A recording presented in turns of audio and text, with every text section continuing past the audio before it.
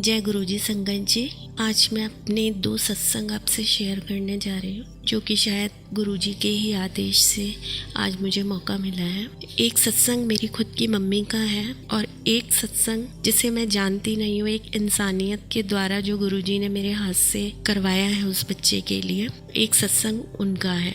संगत जी, मेरी मम्मी को मेजर अटैक आया था और मेजर अटैक आने के बाद में मम्मी बिल्कुल एकदम ऐसी कंडीशन हो गई थी, मम्मी की बहुत सीरियस कंडीशन हो गई थी। तो मुझे मेरे ससुराल में फ़ोन आया मेरे भाई का, मेरी भाभी का, कि ऐसी ऐसी बात हो गई है। मेरी मम्मी की एंजियोग्राफी वगैरह हुई। डॉक्टर ने बोला कि इनको वॉल डलेंगे, 3 वॉल इनके डाले जाएंगे। मुझे जब पता चला तो मैं मम्मी के यहाँ आने के लिए अपनी पैकिंग करने लगी कि मुझे मम्मी के यहाँ जाना है। मैं जब मम्मी के यहाँ आ रही थी तो मैं गुरुजी को बोल कर आई थी। मैंने कहा, गुरुजी आप मेरे साथ चलेंगे और आप जो भी है वो मम्मी की कंडीशन जो भी है वो मैंने आप पे छोड़ी है, लेकिन मम्मी के वॉल नहीं डलने चाहिए और मम्मी दवाइयों से ही बिल्कुल सही होनी चाहिए। मैं ऐसा कह के मम्मी के यहाँ आ गई। जिस दिन मैं पहुंची उस दिन मम्मी की एंजियोग्राफी थी, एक बार हो चुकी थी। तब ये पता चला कि उनको 3 वॉल डलेंगे।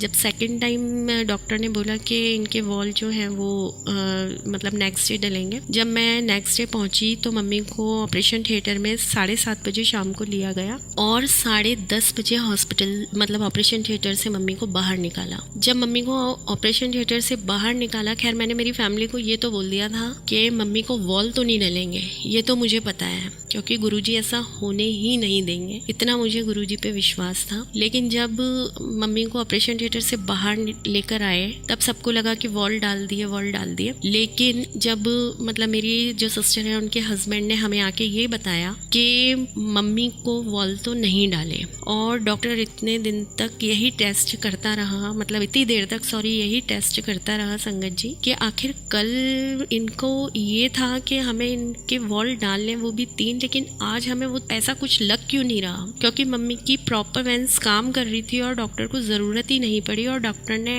एंड में ये डिसीजन लिया 2.5 घंटे बाद कि मम्मी टैबलेट से ही ठीक हो सकती है और मम्मी को ज़रूरत ही नहीं है किसी और ट्रीटमेंट की। तो जय गुरुजी, शुक्राना गुरुजी, आपका लख लख शुक्राना गुरुजी कि आपने ये अरदास मेरी सुनी।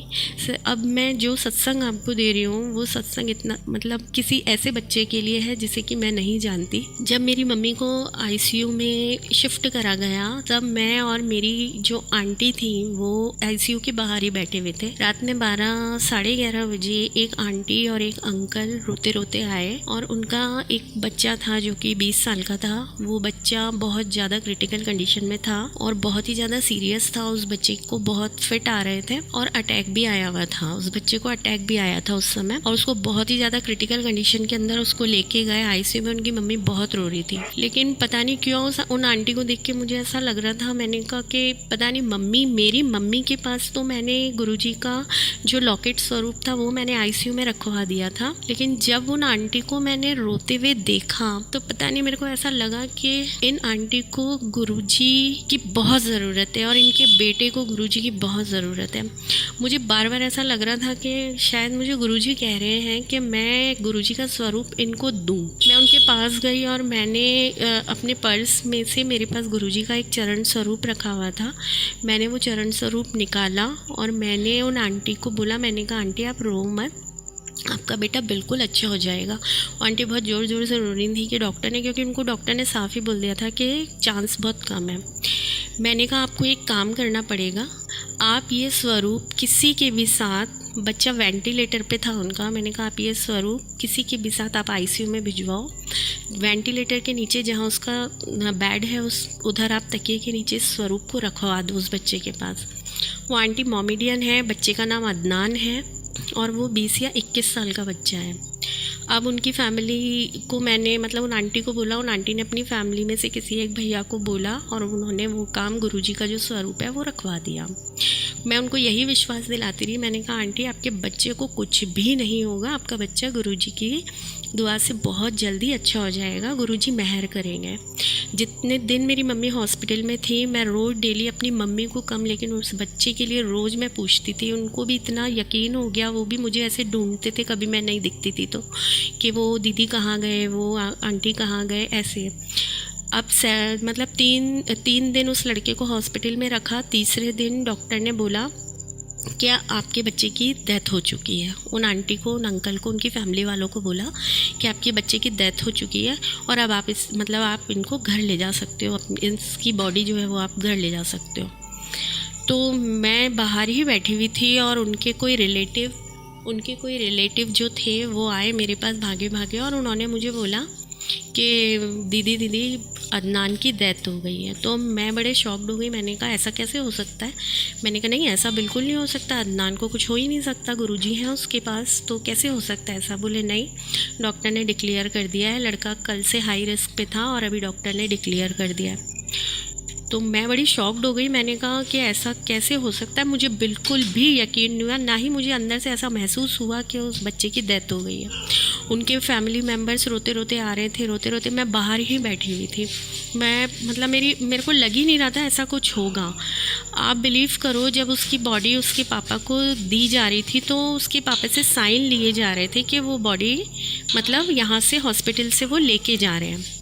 जब वो उसके पापा उन पेपर्स पे साइन कर रहे थे, जो भी हॉस्पिटल के डॉक्यूमेंट्स होते हैं उस पे जब उसके पापा साइन करने लगे तो उस बच्चे ने उनके पापा का हाथ पकड़ लिया। जय गुरुजी, शुक्राना गुरुजी। उस बच्चे ने जैसे ही उसके पापा का हाथ पकड़ा, उनके पापा एकदम से चिल्लाए कि मेरा बच्चा ज़िंदा है, मेरा बच्चा ज़िंदा है। तो डॉक्टर्स बोले आपको कोई गलत फहमी हुई है? बोले नहीं, मेरे बच्चे ने मेरा हाथ पकड़ा है। जब अच्छे से उनको वापस से उसको चेक करा तो उस बच्चे की वापस सांसें चल रही थी। तो गुरुजी ने उसको एक ज़िंदगी दी वापस। और बेचारे जो भी उनके रिलेटिव थे वो हॉस्पिटल में मेरे पास आए भागे भागे, बोले दीदी आपका विश्वास जीत गया, हमारा बच्चे को कुछ नहीं हुआ, हमारा बच्चा ज़िंदा है। जबकि वो था वेंटिलेटर पे, लेकिन बेचारों को फिर भी कि नहीं वो ज़िंदा है, और ऐसा कह के वो बहुत इतने खुश हो रहे थे। अब उनके फैमिली वालों ने सबने डिसीज़न लिया कि अजमेर से हम उसको बीकानेर हॉस्पिटल में शिफ्ट करेंगे।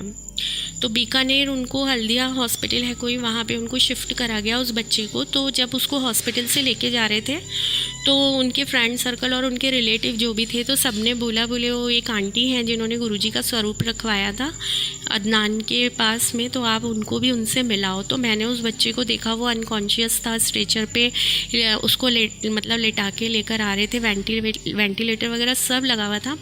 मैंने उसको देखा और मैंने उसको एक ही बात मेरे मुंह से निकली कि अदनान तुम जाओ अच्छे से, गुरुजी तुम्हारे साथ है और तुम्हें कुछ नहीं होगा। बस ये कह के मैं साइड में हो गई। अब उनको बीकानेर हॉस्पिटल में लेके चले गए।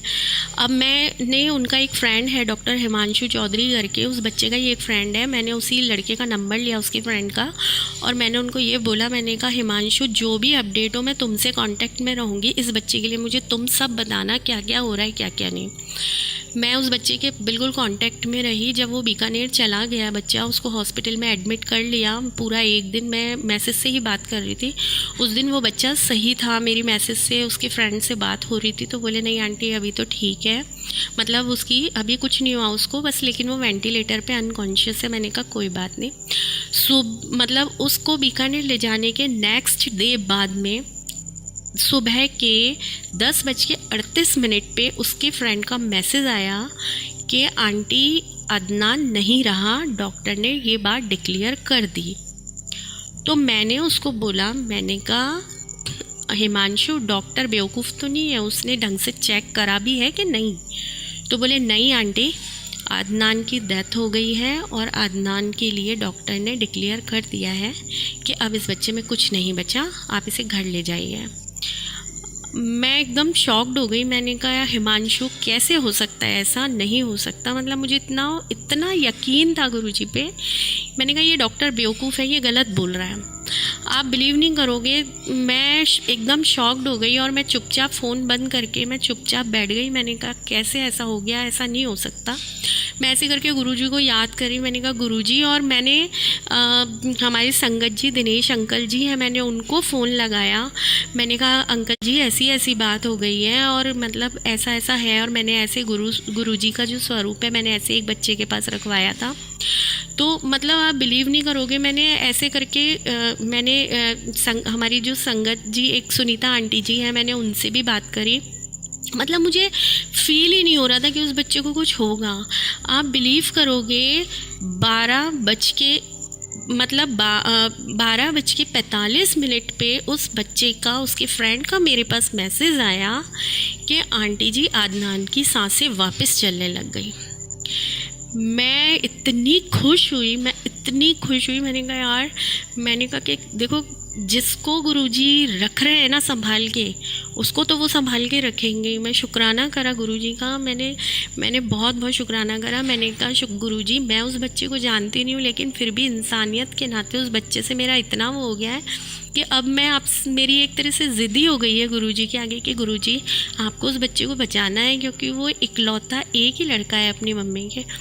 फिर आप बिलीव करोगे, मैंने कहा हिमांशु, मैंने तुमको बोला था कि डॉक्टर ने ठीक से चेक करा है कि नहीं, वो डॉक्टर गलत तो नहीं बोल रहा है, ऐसा हो ही नहीं सकता। तुमने बोला नहीं आंटी, डिक्लेयर कर दिया डॉक्टर ने, अदनान नहीं रहा। और फिर 1 घंटे बाद में ही तो उसी का ही मैसेज आया कि आंटी आपका विश्वास जीत गया, अदनान सही है। और डॉक्टर ये भूल के गया कि इस बच्चे को दवाई तो काम नहीं कर रही है, लेकिन किसी की दुआ और किसी ने इसको संभाल रखा है। डॉक्टर ने इतनी बड़ी बात बोली। फिर मैंने फिर दिनेश अंकल जी, उनको मैंने फ़ोन लगाया। मैंने कहा दिनेश अंकल 2 बार ऐसा हो गया, अब मैं क्या करूँ? तो अंकल जी ने मुझे बताया कि आप रुको, मैं रघुबीर अंकल जी का नंबर आपको देता हूँ, आप एक बार उनसे बात करो, हो सकता है कि बीकानेर में वो उस बच्चे के लिए जल प्रसाद का मतलब प्रबंध कर दें। उन्होंने मुझे रघुवीर अंकल जी का नंबर दिया।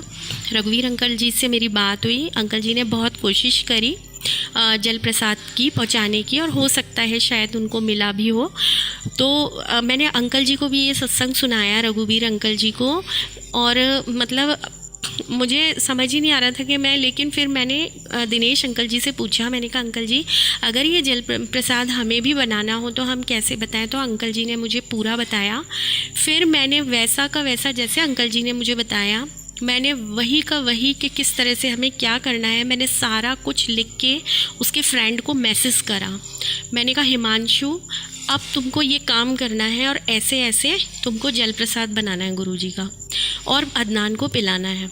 तो बच्चे ने उसकी मम्मी को बताया, अदनान की मम्मी को। अदनान की मम्मी ने बिल्कुल वैसा ही करा, और अदनान की मम्मी ने जल प्रसाद पिलाया अपने बच्चे को। और आप बिलीव करोगे, वो बच्चा अभी वेंटिलेटर पे है, लेकिन उसके बावजूद वो बच्चा दाल का पानी और दूध, बिस्किट, लिक्विड नली से दे रहे हैं। उसकी बॉडी उस चीज़ को डाइजेस्ट कर रही है। अब डॉक्टर ये बोल रहा है कि इसको जिसने भी संभाल रखा है ना, आगे आप उन्हीं से ही दुआ करो, वही से अच्छा करेंगे, क्योंकि कोई भी मेडिसिन से ये बच्चा अच्छा नहीं हुआ। क्योंकि ये केस बोले, ये चमत्कार जो मैं अपनी, डॉक्टर खुद बोल रहा है कि ये एक चमत्कार है जो मैं खुद देख रहा हूँ।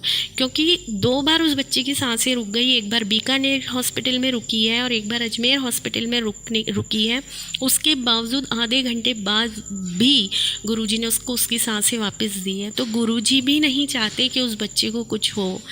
संगत जी, आप सबसे बस मेरी यही रिक्वेस्ट है, और मैं बस आप लोगों से यही बोलना चाहती हूँ कि आप लोग भी उस बच्चे के लिए गुरुजी से दुआ करिए, उसके लिए ब्लेसिंग लीजिए, वो बच्चा जल्दी से अच्छा हो जाए। मैं उसके फ्रेंड की एक ऑडियो भी है, वो मैं ऑडियो भी आप शेयर करूँगी।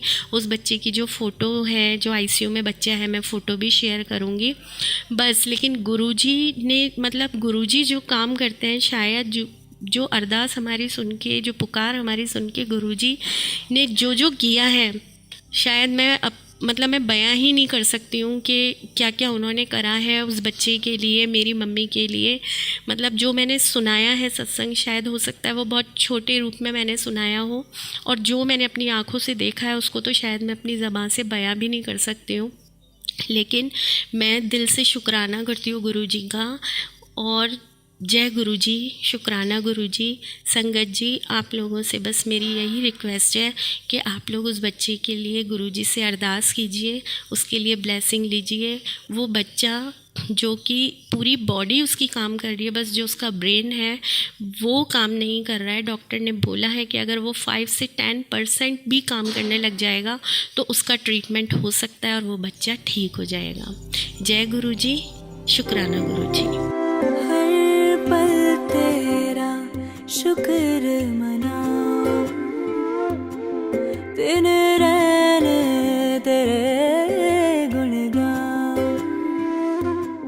तेरे चरणों की धूली को मैं सिर